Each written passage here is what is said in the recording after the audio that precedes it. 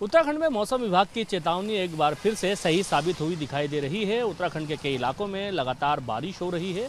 उत्तराखंड की राजधानी देहरादून में इस वक्त हम मौजूद हैं, जहां पर पिछले कई घंटे से बारिश जारी है।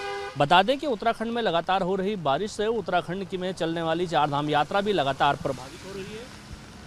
उत्तराखंड के विभिन्न इलाकों में हो रही बारिश से जनजीवन अस्त व्यस्त है। कई जगहों पर सड़कें बंद हैं। उत्तराखंड के अंदर केदारनाथ और बद्रीनाथ के अंदर जिस तरह से लगातार बारिश हो रही है, वहाँ पर भी लगातार लोगों को परेशानी का सामना करना पड़ रहा है। लेकिन अपनी आस्था के चलते लोग लगातार चारधाम यात्रा के लिए पहुँच रहे हैं। फिलहाल शासन ने एक नया फैसला लिया है। उत्तराखंड के अंदर जिस तरह से चारधाम यात्रा चल रही है, रात में लोग सफ़र करते हैं, ऐसे में एक बड़ा हादसा हो जाता है और लोगों की जान आफत में पड़ जाती है। ऐसे में फैसला लिया गया है कि अब जब तक बरसात जारी रहेगी तब तक रात में जो पैदल मार्ग है केदारनाथ का, वो बंद रहेगा। इस मार्ग पर रात में कोई भी यात्रा नहीं कराई जाएगी और सुबह दिन निकलने पे ही यात्री सफ़र कर पाएंगे। क्योंकि जिस तरह से लगातार बारिश हो रही है, भूस्खलन हो रहा है, हमने देखा है भूस्खलन होने से कई मौतें हुई हैं और कई गाड़ियाँ इस भूस्खलन की चपेट में आई हैं। और उत्तराखंड की सड़कों की अगर बात करें तो अभी भी कई सड़कें ऐसी हैं जो बंद हैं, जिन्हें खोलने का प्रयास लगातार उत्तराखंड सरकार कर रही है और शासन प्रशासन इन सड़कों को खोलने में लगा हुआ है। लेकिन जिस तरह से बारिश हो रही है,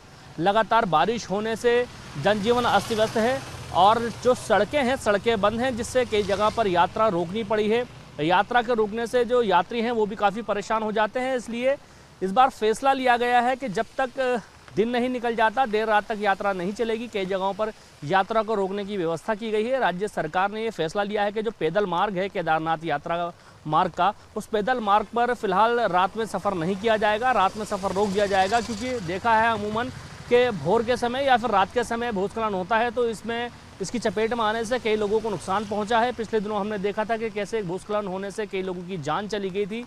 बाद में इसकी काफ़ी आलोचना भी हुई थी। इसको देखते हुए, मद्देनजर रखते हुए राज्य सरकार ने फैसला लिया है कि रात में फ़िलहाल यात्रा पैदल मार्ग पर नहीं होगी। और जिस तरह से लगातार बारिश हो रही है, बारिश ने उत्तराखंड के विभिन्न इलाकों में फ़िलहाल आफत मचाई हुई है। उत्तराखंड के विभिन्न इलाकों में बारिश की अगर बात करें तो इस बारिश से जनजीवन अस्त व्यस्त होने के साथ ही सड़कें बंद हैं। लोगों को आवाजाही में काफ़ी परेशानी का सामना करना पड़ रहा है।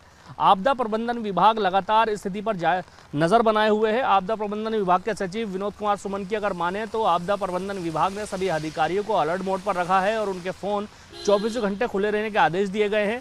फिलहाल जिस तरह से बारिश हो रही है उसको देखकर अंदाज़ा लगाया जा सकता है कि उत्तराखंड में आने वाले दिनों में और भी परेशानी का सामना करना पड़ सकता है। अगर यात्री इस दौरान उत्तराखंड का सफ़र कर रहे हैं तो इस बात को देख लें कि उत्तराखंड में मौसम विभाग की चेतावनी कैसी है और चेतावनी को देखकर ही अपना सफ़र आगे तय करें।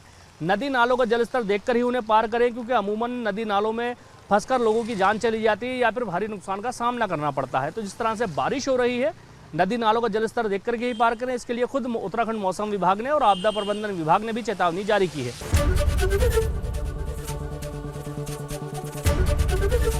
एबीपी गंगा, खबर आपकी, जुबान आपकी।